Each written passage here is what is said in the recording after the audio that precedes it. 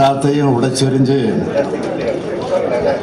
பெற்றிருக்கக்கூடிய இந்த வெற்றி மகத்தான வெற்றியாக, வரலாற்று சிறப்புமிக்க வெற்றியாக அமைந்திருக்கிறது. தேர்தல் முடிவுகள் முழுமையாக வெளியான பிறகு இந்திய ஜனநாயகத்தையும் அரசியல் சாசனத்தையும் காக்க தேவையான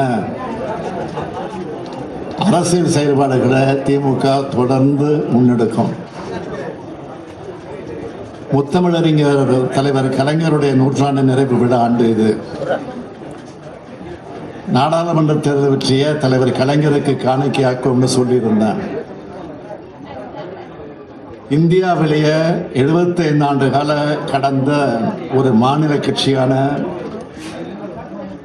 திமுகவோட இந்த தேர்தல் வெற்றிய, இந்த இயக்கத்தை 50 ஆண்டு காலம் கட்டி காத்து இயக்கிய தலைவர் கலைஞர்களுக்கு நான் இதை காணிக்கையாக்குகிறேன்.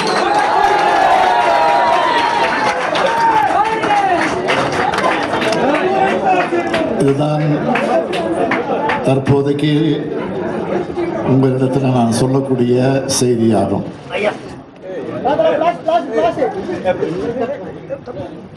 வேற ஒன்றும் இல்லையா?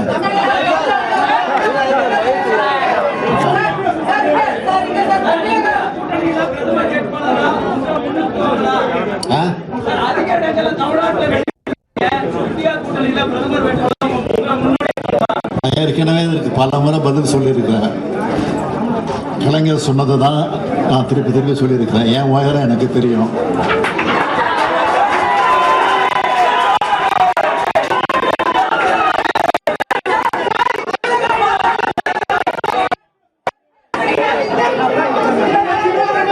முதல்ல தேர்தல் முடிவுகளை முழுமையா வரல. அது வெளிவந்த பிறகு அந்த கருத்தை பற்றி அப்புறம் பேசலாம்.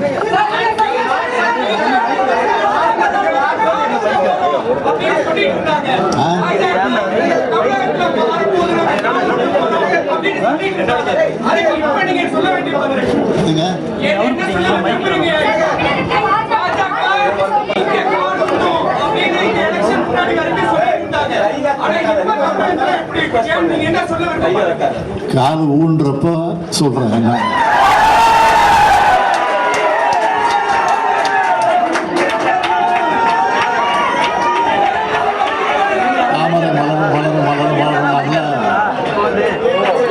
எப்படி மலராம போச்சோ அது மாதிரிதான் ஆகும்.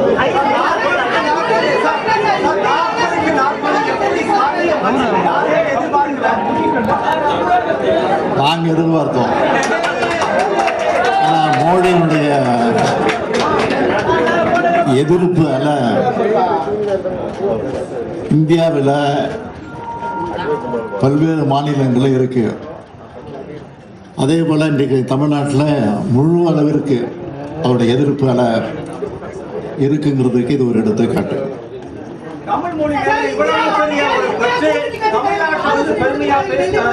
தமிழ்நாட்டுக்கு அவருடைய அடுத்தடுத்த வருகை அப்படிங்கிறது பெரிய ஒரு மாற்றத்தை மக்கள் மனசுல கொண்டு வரலையா? வாக்கு வங்கியா மாறலையா? ஏற்கனவே அவர் ஒடிசால போய் என்ன பேசினாரு? தமிழை பற்றி பல இடங்கள்ல திருக்குறளை பாராட்டி பேசியிருக்கிறாரு, அடையாளம் கட்டி பேசியிருக்கிறாரு. அதெல்லாம் மக்களை ஏமாத்துறதுக்காக பேசப்பட்ட பேச்சுக்கள். ஒடிசாவில் போய் அதே தமிழர்களை எந்த அளவுக்கு கேவலப்படுத்தினாருங்கிறது நாட்டு மக்களுக்கு தெரியும்.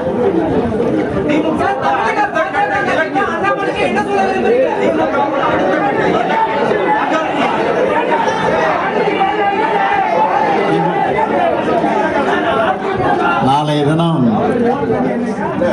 இந்தியா கூட்டணி கட்சியினுடைய கூட்டணி கட்சி தலைவர்கள் எல்லாம் டெல்லியில் கூட இருக்கிறாங்க. நான் அந்த கூட்டத்துக்கு போறேன். அதில் கலந்து பேசி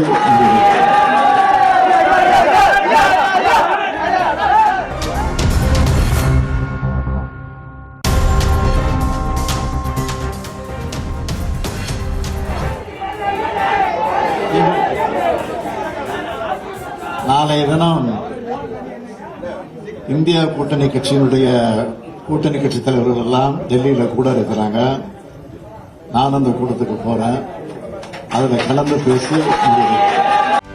செய்திகளை உடனுக்குடனும் துல்லியமாகவும் தெரிந்து கொள்ள சப்ஸ்கிரைப் பண்ணுங்க.